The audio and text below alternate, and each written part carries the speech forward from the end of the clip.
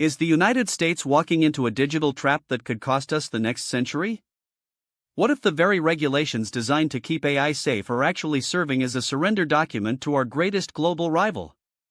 We are currently standing at the precipice of a technological revolution unlike anything humanity has ever seen, but according to one of the most prominent China experts in the country, Washington is playing a fair game while Beijing is preparing for total dominance.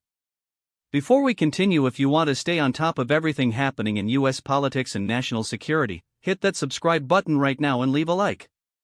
It really helps this channel grow and ensures you never miss a deep dive into the stories that matter. The conversation around artificial intelligence has shifted from science fiction to a matter of urgent national survival. Just this week, lawyer and veteran China hawk Gordon Chang appeared on NewsNation's Jesse Weber Live to deliver a sobering reality check to those who believe we can manage the rise of AI through international diplomacy. Chang's message was clear and uncompromising: any AI policy the US tries to implement will be effectively impossible to enforce against Chinese companies and the Chinese Communist Party. During the interview, Chang addressed the growing chorus of voices calling for global coordination. On the surface, the idea of the world coming together to set guardrails for AI sounds like a noble pursuit. It sounds like the responsible thing to do. However, as Chang pointed out, the problem is that in practice, it simply doesn't work when you are dealing with a regime that views international agreements as suggestions rather than mandates. He argued that while cooperation sounds good in a press release, it falls apart the moment you try to apply it to a country that has spent decades flouting international norms, stealing intellectual property, and ignoring the very treaties they signed. To understand why Chang is so concerned, we have to look at the nature of AI itself. Unlike nuclear weapons, which require massive physical infrastructure, enrichment facilities, and detectable signatures, AI is built on code. It is invisible, it is portable, and it can be developed in secret behind closed doors with nothing more than high-end servers. Chang's point is that there is no inspector you can send into a Chinese lab that will truly be able to verify if they are following the rules. If the US decides to limit its own AI development based on ethical concerns or safety regulations, but China continues to push forward without those same restrictions, we aren't making the world safer, we are simply ensuring that the most powerful technology in human history is controlled by an adversary. This brings us to the deeper analysis of what this actually means for the future of American power. We are essentially in a new Cold War, but this one is being fought in the cloud and through algorithms.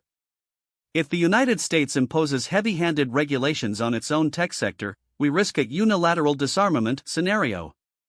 Think about it: if American companies are tied up in years of bureaucratic red tape and safety audits, while Chinese firms like Baidu, Alibaba, and Tencent are given a green light by the CCP to innovate at all costs, the gap in capability will widen overnight.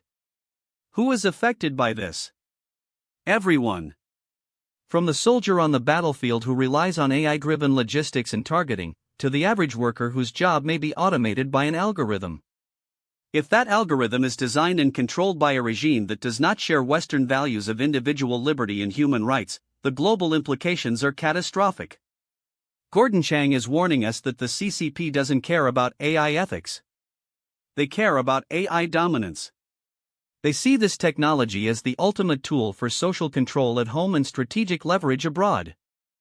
Furthermore, we have to look at the track record. History is a brutal teacher. When China joined the World Trade Organization, they promised to play by the rules, they didn't. When they promised not to militarize the South China Sea, they did it anyway. When they promised to respect the autonomy of Hong Kong, they crushed it. Why would AI be any different? Chang's argument is that the US is being naive if it thinks a new treaty or a global framework will change the fundamental nature of the CCP's expansionist goals. The possible outcomes here are narrow.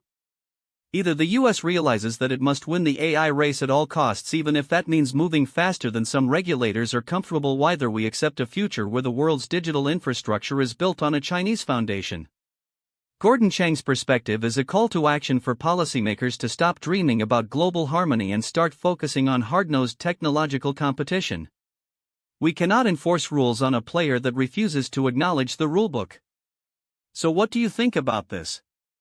Is Gordon Chang right that international AI regulations are a pipe dream when it comes to China, or should we keep trying to find a middle ground to prevent a global catastrophe? Is the risk of China winning the AI race greater than the risk of AI itself?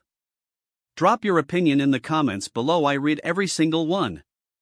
The reality of the 21st century is that technology and politics are now inseparable. The decisions made in Washington over the next few months regarding AI policy will echo for decades. If we choose a path of restriction while our rivals choose a path of unrestricted growth, we may find ourselves living in a world where we no longer set the terms of our own future.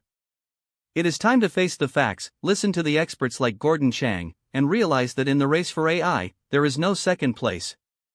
Thank you for watching, and stay tuned as we continue to track this developing story.